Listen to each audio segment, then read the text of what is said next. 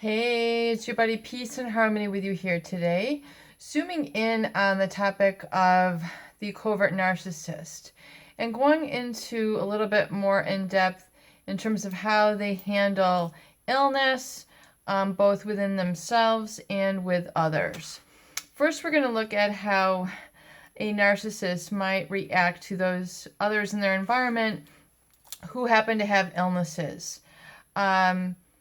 For example, you come home with a bronchitis or pneumonia, and you are coughing, you are feeling tightness in your chest, you have fever, you have the sweats, very much is what I'm feeling right now, having had a virus, getting hot flashes here.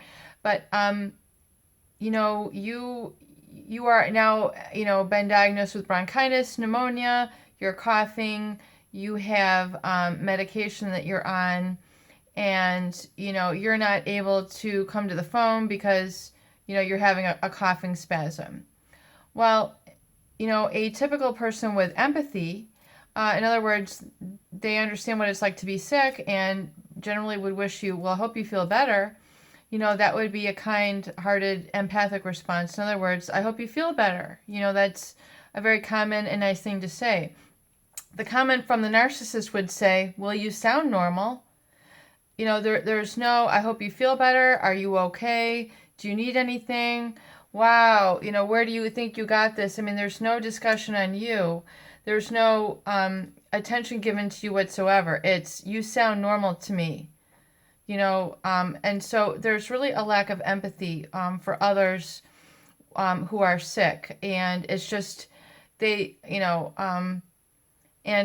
other thing that is important to understand is that oftentimes the narcissist, with those people who are in their sphere of influence, who have friendships, relationships, etc., they're oftentimes embarrassed by people when they get sick. So, you're not serving as the perfect prime supply if you're sick. So, they're going to essentially make you feel embarrassed for being sick.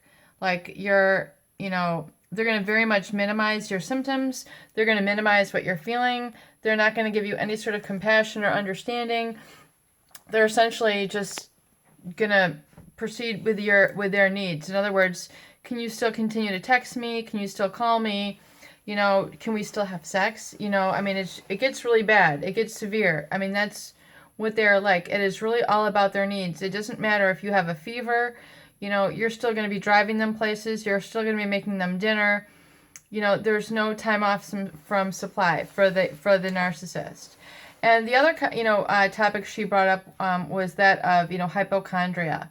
So I want to look at a little bit more in depth also as how the narcissist looks at their own illness and how they treat their own body. The narcissist lacking empathy, lacking the ability to have really feelings and acknowledgement of the feelings and needs of others and have that compassion. I almost feel that they're lacking a certain sort of empathy for themselves. In other words, they feel themselves to be so high, mighty, and superior that they have very little self-compassion or very little sort of self-understanding and self-care and self-nurturing when it comes to being sick. They want to keep the narcissist engine running. They want to keep going on their supply. They're not going to be stopped by any sort of illness on the overt side. They're going to, continue to push themselves, either that way or they take the, the reciprocal, where they do not have compassion. Basically, in the first one, they get very frustrated when they get sick. In other words, this shouldn't be happening to me. I don't deserve this. It's just, woe is me, the self-pity party.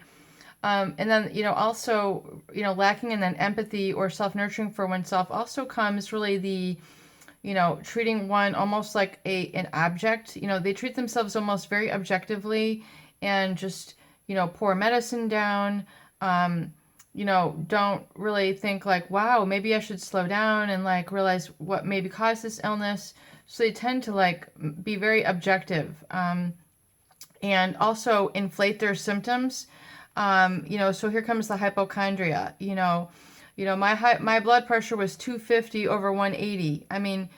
saying things that just don't literally make sense. I mean, if that was your blood pressure, using that as an excuse, I mean, you would not be with us today if that was truly your blood pressure. So, giving erroneous health information, hypochondriac, just getting, it's basically a way to get out of responsibilities. It's a way for them to evade reality. It's a way for them to further retreat into their self-withdrawn haven, where they can, further become withdrawn, isolated, self-absorbed. It's all about them. They have very little empathy. They have very little interest in taking care of the needs of others. They have a complete disinterest, really, in the needs of others, if you can fathom that. I know it's very difficult for most people to understand that they would have very little disregard, but they truly have very little disregard, if any at all, for the needs of others. I mean, they're very much lacking, meaning deficit without. They have none. I mean, it's not even a scant amount. In a lot of narcissists, they have very little care for the needs, cares, and concerns of others, to the point where they won't do housework. I think this viewer had mentioned that her husband had, feigning a back issue, just overly self-protective. They do not want to push themselves.